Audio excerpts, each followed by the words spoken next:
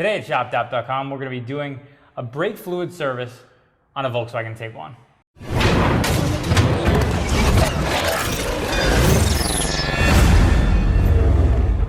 Okay, so today we're going to be doing a brake fluid service on Charles's Volkswagen Tiguan. He's here with us, helping us out with this install or with this service that we're going to do.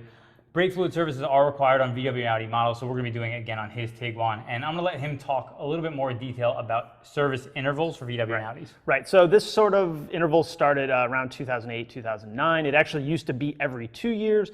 Then they went to the first service being due at 3 years and every 2 years after that. This is a 2015 Tiguan we're working on today, so we're knocking on the door of that 3-year mark. Thought it'd be a great opportunity to go ahead and do the service, show you what the fluid looks like after just over 2 years, 2.5 years, and then check out the tool and the fluid that we're going to use today. So something he mentioned to me off camera before was that he actually thinks this is an often overlooked service, which I completely agree with. I think people tend to think that it's not important because it's not kind of obvious and in your face. And there's not any immediate ramifications to it, so it's not like engine oil, you don't change it, your engine locks up. Right. This is a longer term thing though, and it can actually severely reduce brake performance.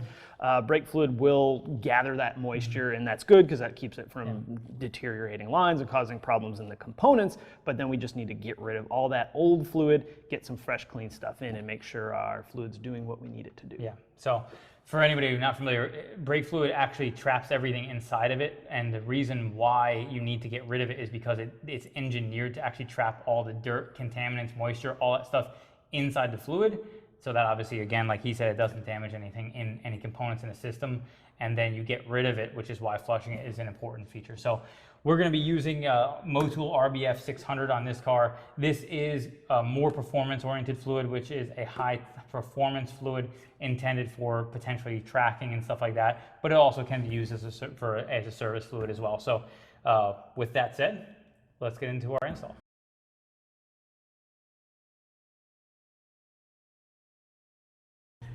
Now this Tiguan, because of where the intake runs, it's going to block this, but we can remove that just so you can see that on camera.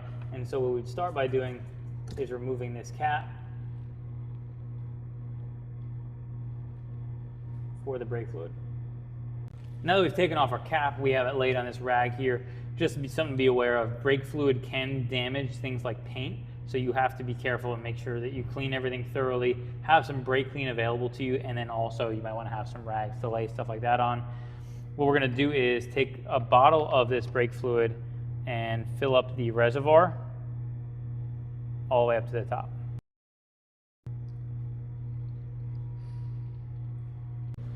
Now we're going to put our cap on, and this is for our pressure bleeder tool, so you want to make sure that you get a good fit there and you snug it up because this is going to be under pressure. Don't go crazy though, because you don't want to strip this housing out. Now we have our quick connect ready to go on, and just stick that on there, and then we can check our pressure of our bleeder. Okay, so we already have this pumped up. You're going to want to have it at 1 to 1.5 bar if pressure before you start bleeding. And something to be aware of, you will want to make sure you periodically check your pressure and your level while you're actually bleeding each individual wheel to make sure two things. The fluid level doesn't get too low because you don't want to be trying to pump air into here. And you also want to make sure the pressure is high enough that it's going to continue to push through the system. One quick tip about cars that maybe are older cars. I know the early generation B5 Passats were really bad about it. The reservoirs over time can get weak. So if you have an older car, you may want to throttle that pressure back a little bit to something maybe around half a bar or 7 PSI or so that you don't risk exploding the brake fluid reservoir. Now that we have the pressure bleeder set up, let's go to each wheel and flush the brakes. Okay, here we are at the passenger rear wheel. We can take this and just pop this off. And now we're going to grab our 11 millimeter to actually crack this bleeder loose. And what we do is take our fluid bottle that's hooked on here, and we can just get that over the screw, and it should push right into that bottle. Now, as we crack that loose, it should start allowing fluid into that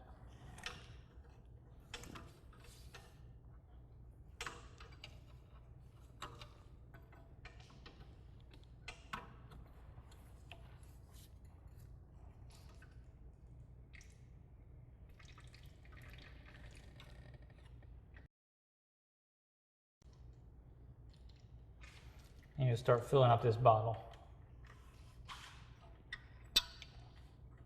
Now once you see the fluid start to run clean on your hose here, you can tighten this bleeder back up.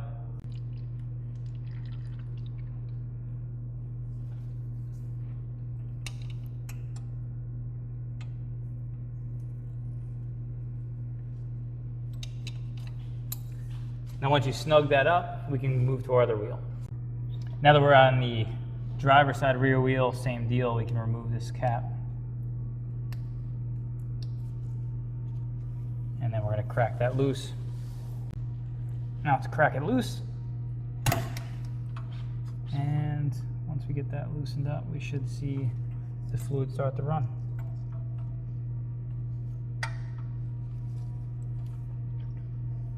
Now, reminder, you do want to make sure you check that bottle to make sure that it's got pressure and fluid in it up top. Okay, now that this one has run clean, we can tighten this and move to our front.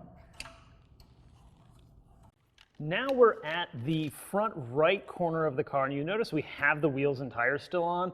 There's actually plenty of room to access the bleeder with the wheels on. And for the front, a lot of cars on the back, it's going to be either really challenging or almost impossible to get to the bleeders for the back wheels. So that's why we took the back ones off, but we're going to leave them on the front because it's just simply a little easier.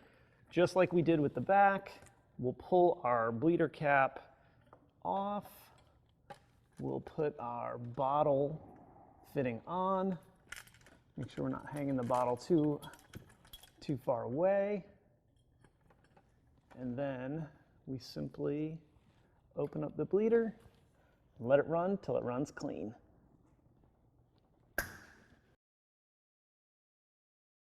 Now, if you do happen to have some spill off or something like that, you do want to clean that off as soon as you possibly can. Use a little brake clean and a rag and get any mess, any extra brake fluid off. This can do damage to paint and cause issues with surfaces. And then when the fluid runs clean, snug the bleeder down, pull your cap off, wipe off any extra brake fluid that you may have spilled if you spilled any, put your dust cap on, move on to the last wheel. Now, on your last wheel, you want to make sure that your bottle is not going to be overfilled. So if you need to empty it, go ahead and empty it. I think we got enough room to work here. And just like we did for the other 3 wheels, we're going to take the dust cap off. We're going to put the hose on. And then we're going to open up our bleeder and let the fluid run till it runs clean.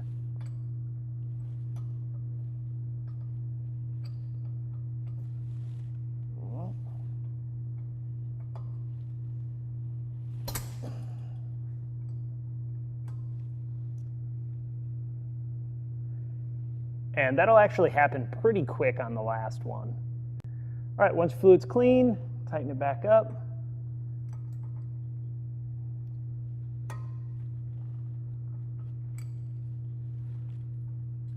You are all finished on the bottom side of the car. Except putting your wheels back on. Don't forget to do that. That'll make for a bad time. Okay, so once we're completed with everything, we can let the pressure out.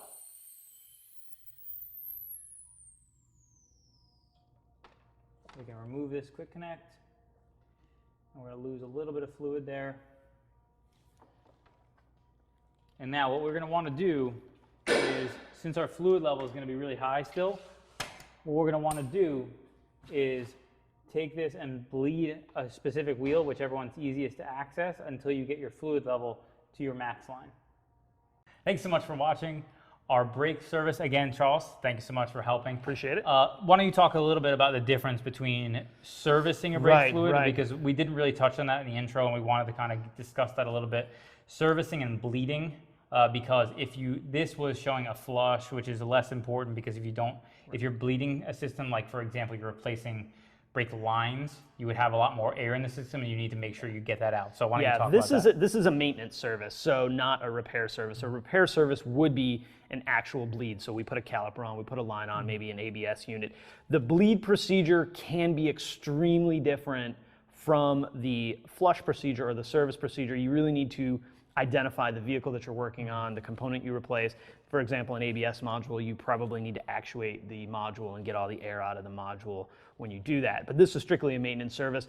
The idea and sort of the flow of it is very similar. Instead of looking for clean fluid, we're making sure there's no air in the system. So you can use these techniques, whether it's a maintenance service or a repair service, but those two can be very different. Usually the pressure of the bleeder is a bit higher on the repair service than it is on the maintenance service. So if you were to be replacing a line, you might have to amp up the pressure that you have in this bottle to get it to force all that air out of the system. And again, you might end up using a little more fluid because you want to make sure you clear all of the air out of the lines. Otherwise, it potentially creates a safety hazard, and that's super important.